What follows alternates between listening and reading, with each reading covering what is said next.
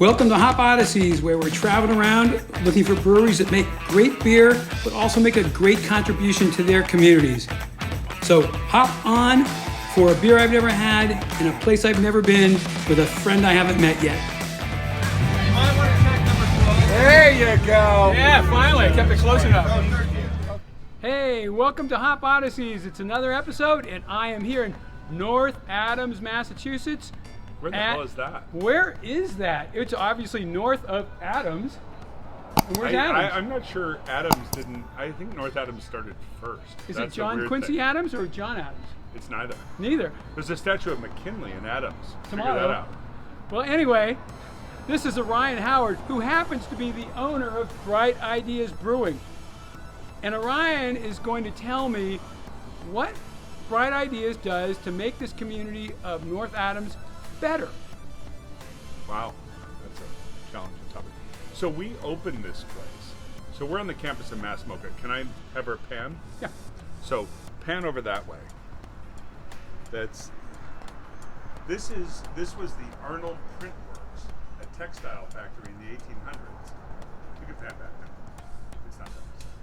And it became Sprague Electric in the 1930s.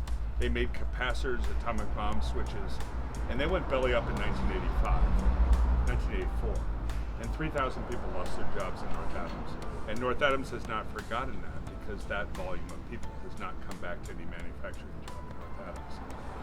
So when I moved to Williamstown 12 years ago, I was friends with Joe Thompson, the director of this place. And he said we need something to be a melting pot to get the people of North Adams back onto this campus, even though it's an art museum, even though they're really upset that they lost 3,000 jobs in this city when this place closed. And they won't come to the damn campus of an art museum because it's not what they wanted to have. And we need some way of connecting the tourists who come from New York to this museum, 350,000 people a year, and get them to intermingle with the populace of North Adams. And he said, I just need to find somebody stupid enough to do. We were at a brewery in Eastern New York, and he said, look at this. The tourists are coming up on their way to Mount Snow in their BMWs from New York with their skis on the rack, and they're coming in here and they're intermingling with the tourists. With the locals.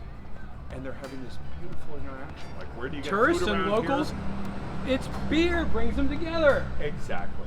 So Joe said I need to find somebody stupid enough to stick a brewery on the MOCA campus, and he looked at me and I said, I'm the guy. am that guy. And from that discussion to when we were open was actually 9 months.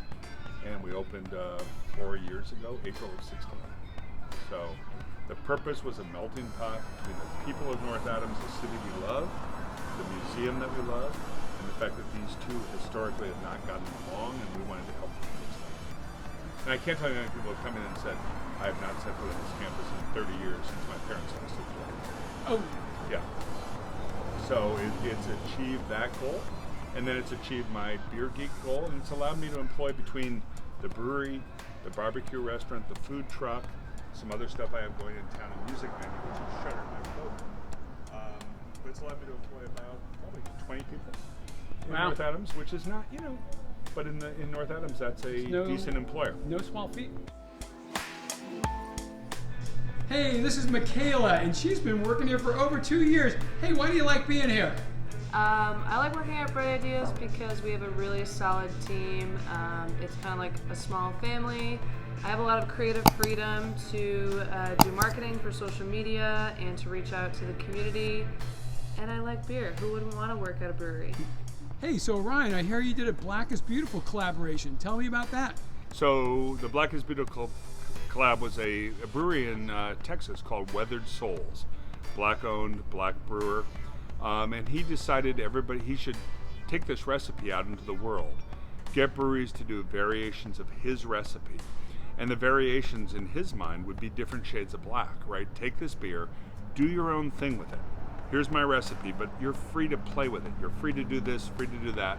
All you have to do is you have to donate the proceeds to a cause that is in favor of social justice, racial equality, something to help us in this time of racial turmoil in the United States.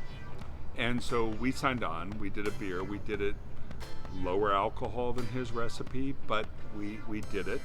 And we brought Dennis Powell, who's our local leader of the Berkshire chapter of the NAACP.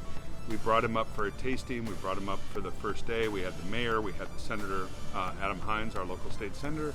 We did this release, and we donated the money to a combination of the NAACP and to a local charity that promotes more racial justice things and sort of bail funds and things for local people that are incarcerated. And it was there were over 1,000 breweries in the U.S. that did this, and it was really exciting to be part of it. I found bikes and beer all over the world, and sometimes that friend I hadn't met yet was simply an amazing person. On a trip to Tanzania that involved bicycling, breweries, and a safari with the majestic wildlife of East Africa, I had the good fortune of meeting a woman named Connie Neighbor. Connie founded Karama Connection, an orphanage taking care of abandoned and orphaned children, giving them housing, education, healthcare, and mostly love. By subscribing to Hop Odysseys, you help provide for these kids. To learn more, see karamaconnection.org. It may change your life.